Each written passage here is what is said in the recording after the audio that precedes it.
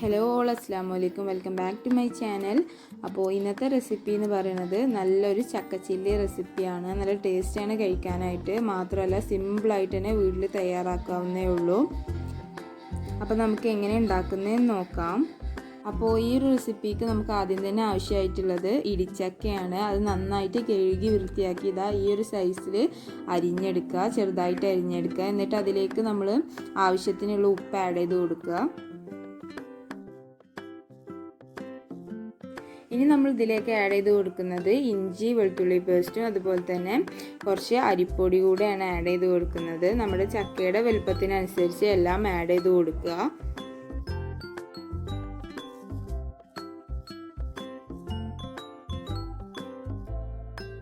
ഇനി നമ്മൾ കുറച്ച് ചിക്കൻ മസാലയാണ് ആഡ് ചെയ്ത് കൊടുത്തിട്ടുള്ളത്.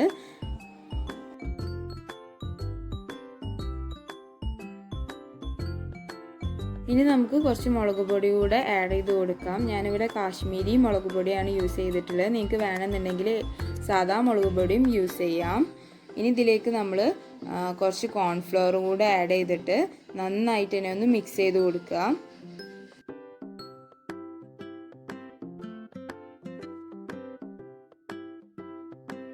ഇനി ആവശ്യത്തിനുള്ള വെള്ളം കൂടെ ആഡ് ചെയ്തിട്ട് നന്നായിട്ട് തന്നെ ഒന്ന് മിക്സ് ചെയ്തെടുക്കുക.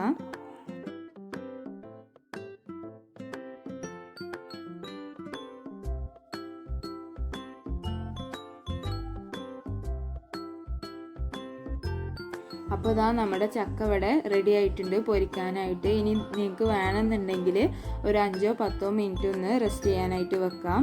അല്ലാന്നുണ്ടെങ്കിൽ ഇപ്പം തന്നെ പൊരിച്ചെടുക്കാം. അപ്പോൾ ഒരു പാനിലേക്ക് എണ്ണ ഒഴിച്ചിട്ട് നന്നായിട്ട് തന്നെ ഒന്ന് ചൂടാക്കി എടുക്കുക. എന്നിട്ട് അതിലേക്ക് നമ്മൾ ഈ ചക്ക കുറേശ്ശായിട്ട് ആഡ് ചെയ്ത് കൊടുക്കുക.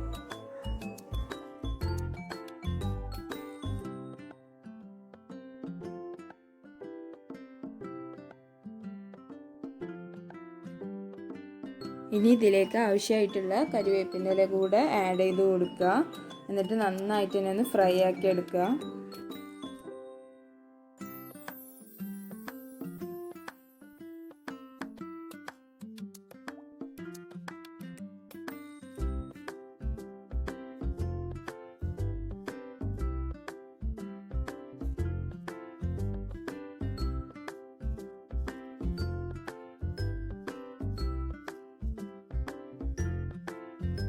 നന്നായിട്ട് ക്രിസ്പി ആവുന്നവരെ ഇതൊന്ന് പൊരിച്ചെടുക്കുക.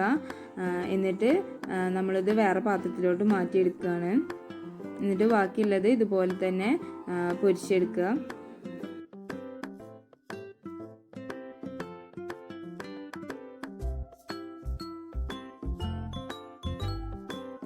അപ്പോൾ ഇതാ നമ്മുടെ ചക്കച്ചില്ലി ഇവിടെ നല്ല അടിപൊളിയായിട്ട് തന്നെ റെഡി ആയിട്ടുണ്ട്. നല്ല ക്രിസ്പിയാണ്, കഴിക്കാനായിട്ട് നല്ല ടേസ്റ്റുമാണ്. അപ്പോൾ ഇന്നത്തെ റെസിപ്പി എല്ലാവർക്കും ഇഷ്ടമായി എന്ന് കരുതാണ്. ഇഷ്ടമായാൽ ലൈക്ക് ചെയ്യുക, ഷെയർ ചെയ്യുക, എൻ്റെ ചാനൽ സബ്സ്ക്രൈബ് ചെയ്യുക. Thanks for watching.